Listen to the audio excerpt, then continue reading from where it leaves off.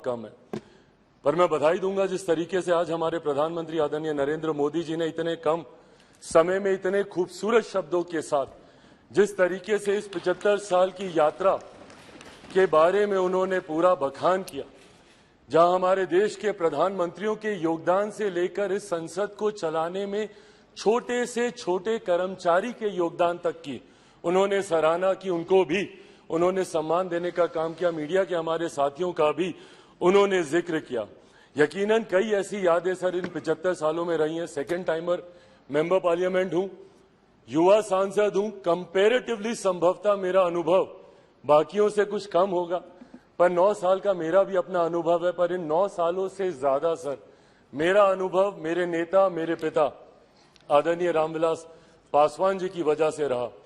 बचपन से जब से होश संभाला, उनके माध्यम से इस संसद की कार्यप्रणाली को समझा, इस संसद की कार्यशैली को समझा, और जब पहली बार इस लोकसभा में आया तो उन्हीं का ही हाथ पकड़कर आया।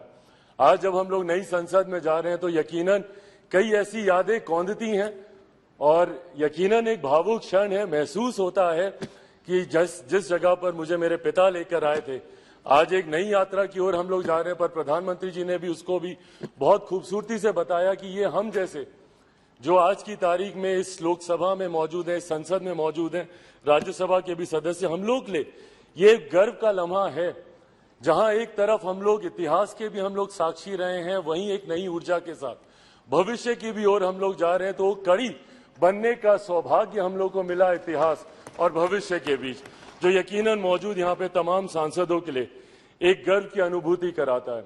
सर आज जब हम लोग यहाँ पर मौजूद हैं, यकीनन हर राजनीतिक दल के पास अपने अपने एजेंडे हैं, और एजेंडे हैं इसीलिए वो राजनीतिक दल है।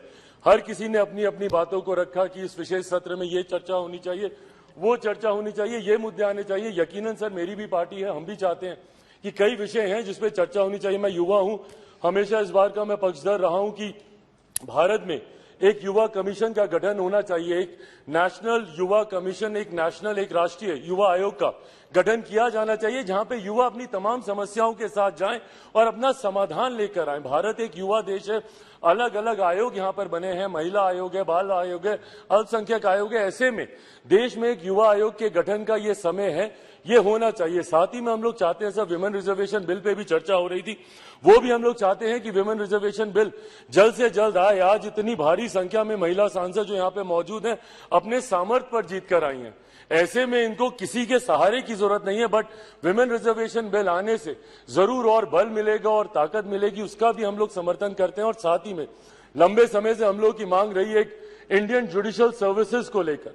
हम लोग चाहते हैं कि एक जुडिशियल सर्विसेज का गठन हो, ताकि समाज के वंचित वर्ग से आने वाले लोग उस स्थान पर पहुंचे जहां से वो न्याय दिलाने की प्रक्रिया का वो हिस्सा बन सके, ताकि उनके साथ जो अभी तक भी रह रहकर भेदभाव या अन्याय होता है उसको दूर किया जा सके। पर इन तमाम विषयों को अलग अलग मंचों पे हम लोगों ने रखा है सर, ऑल पार्टी मीटिंग होती है वहां पर भी, पर हम लोग सिर्फ इन एंटीसिपेशन की क्या होगा, कहीं ना कहीं इस लम्हे की खूबसूरती को हम लोग खो रहे हैं।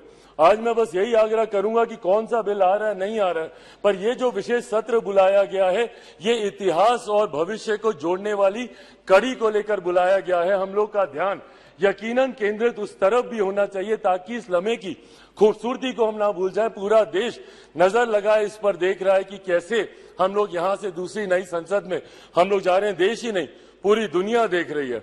और आज सर जब डॉक्टर बाबा साहेब भीमराव अंबेडकर जी के बनाए हुए संविधान के आधार पर जिस तरीके से भारतीय संसद के 75 सालों का इतिहास रहा है, मैं उम्मीद ही नहीं पूरे विश्वास के साथ ये कह सकता हूं कि हमारे मौजूदा प्रधानमंत्री आदरणीय नरेंद्र मोदी जी के नेतृत्व में डॉक्टर बाबा साहेब भीमराव अंबेडकर जी के बनाए हुए संविधान के आधार पर ही हम लोग एक विकसित देश की हम लोग नींव रखने जा रहे हैं। और जो लक्ष्य है 2047 में विकसित देश के निर्माण का, उस लक्ष्य को हम लोग नई संसद से हम लोग जरूर अचीव कर पाएंगे। अंत में अपनी बातों को समाप्त करूं सर, मैं जरूर अपने क्षेत्रवासियों का धन्यवाद करूंगा, और मुझे लगता है हम सब यहाँ पर हैं भारत की जनता की वजह से, अपने अपने क्षेत्रवासियों की वजह से। मैं जमुई से आता हूं सर, मैं जमुई वासियों का धन्यवाद करूंगा। मेरे नेता, मेरे पिता अगर आज जीवित होते और यहाँ पर होते तो जरूर वो भी अपनी कर्मभूमि हाजीपुर का जिक्र करते।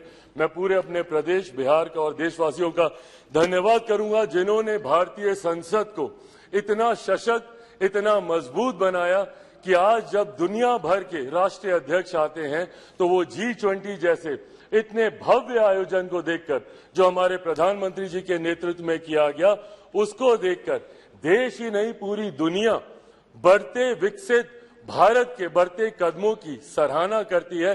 एक बार फिर से मैं प्रधानमंत्री जी का भारत को नई संसद देने के लिए उनका धन्यवाद करता हूं और यहां पर आपका धन्यवाद करता हूं कि आपने मुझे समय दिया। Thank you so much sir. धन्यवाद। Next speaker.